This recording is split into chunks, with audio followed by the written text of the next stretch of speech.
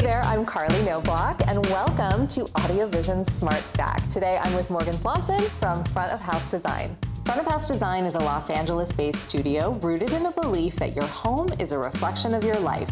Drawing from a background in hospitality, high-end residential design, and principles of feng shui and biophilic design, her work blends creativity, comfort, and thoughtful detail into spaces that feel personal, grounded, and enduring. Morgan, thanks so much for joining me today. I'm excited to talk to you. Thank you. I'm excited to be here. I am so interested in the name of your company, Front of House Design.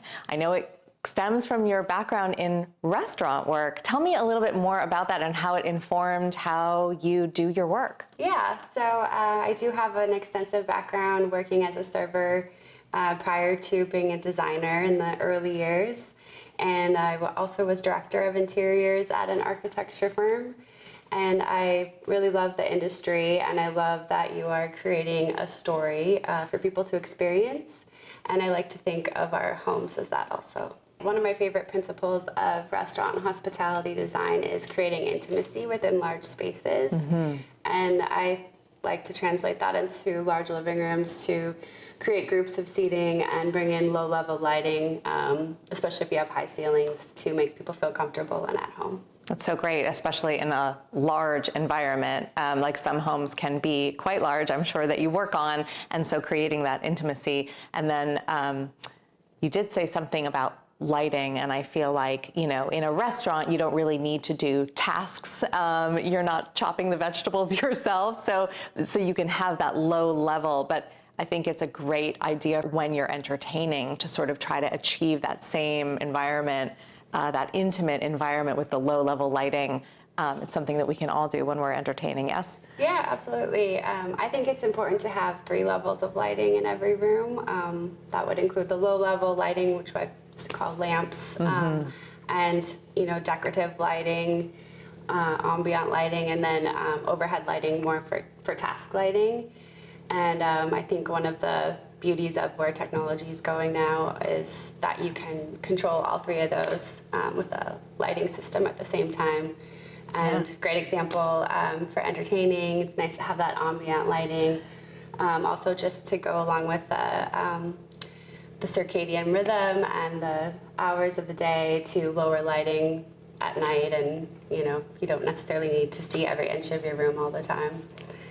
You're preaching to the choir. I mean, so much of what we do at AUDIOVISIONS is about giving designers like you the opportunity to really be skillful in how they paint with light, and not just during the day, but also at night when you're cooking dinner versus when you're dining, and having all of those options to play with, just like you're talking about. Yeah, that is a very important part of what we focus on at Front of House Design. Beyond just a reflection of who they are, I like to think of it as a reflection of who they want to be also. So there's a principle in feng shui where your home is a metaphor of your life.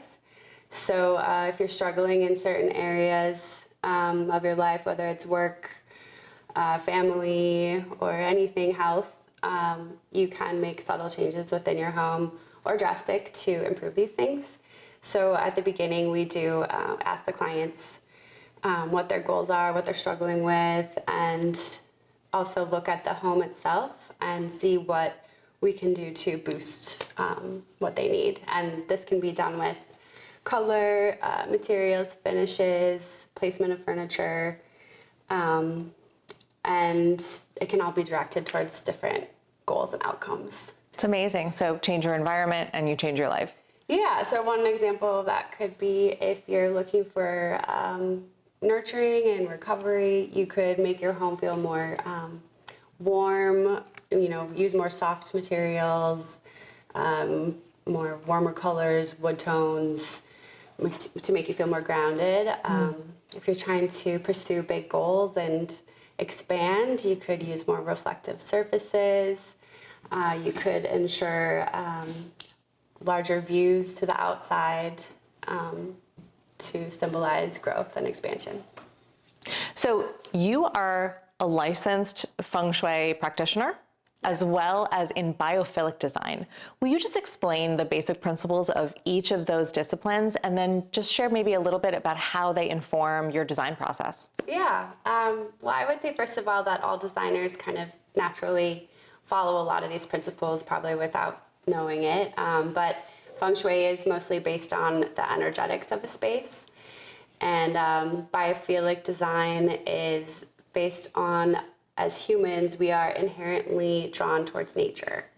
And during this chapter of the world, we're kind of cutting ourselves off more and more, at least, especially we were in the 1900s, you know, trapped in offices with cubicles and fluorescent lights and all that. But it's basically how to bring more nature back into our daily lives. Yeah, that's so great. And so how does that inform how you work at your design firm?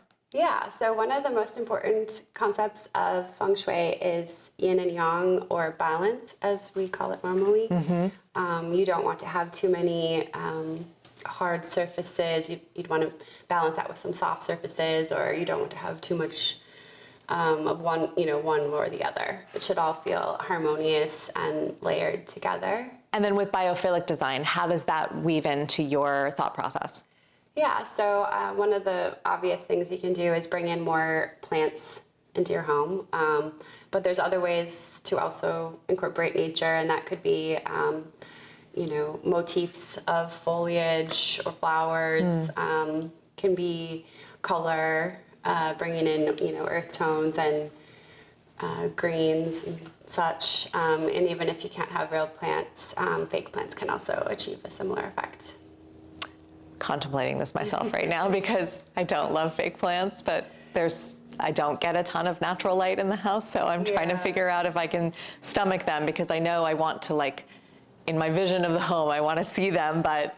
Well, you do have some nice landscape yes, paintings, I do. And I see a still life of some flowers over there, so you're doing great. And you have this beautiful marble countertop, which is, you know, you're very connected to the earth. You can cut that. No, it's true. I mean, I looked at all the synthetics and I just couldn't. Like, it's going to stain, it's going to chip, and I don't care because it feels evocative to me and feels natural and real and grounded, and I love it. So thanks for noticing. Yeah, one other important principle I like to incorporate is safety. And this kind of goes with biophilic design and feng shui, where you should feel safe and secure.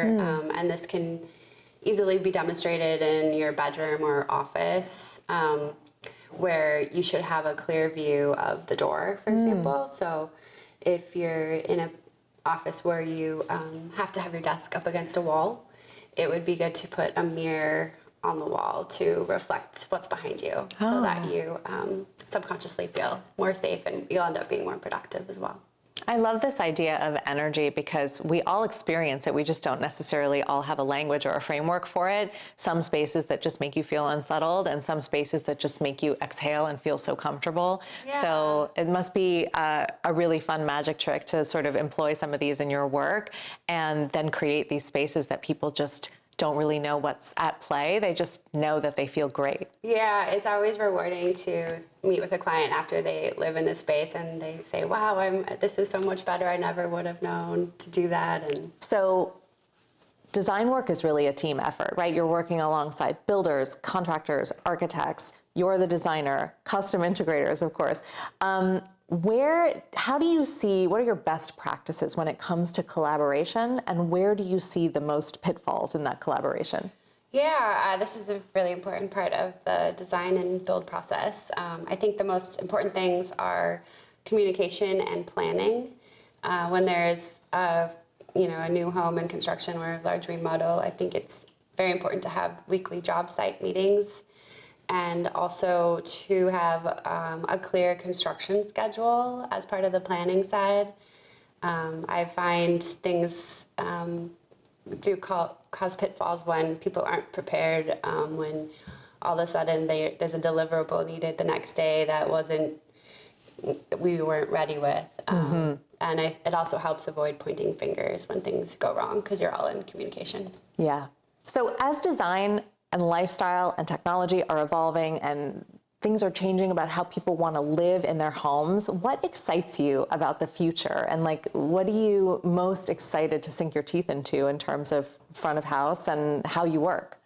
Yeah, I think as we discussed, the lighting aspect of things I'm really drawn to and where that's going.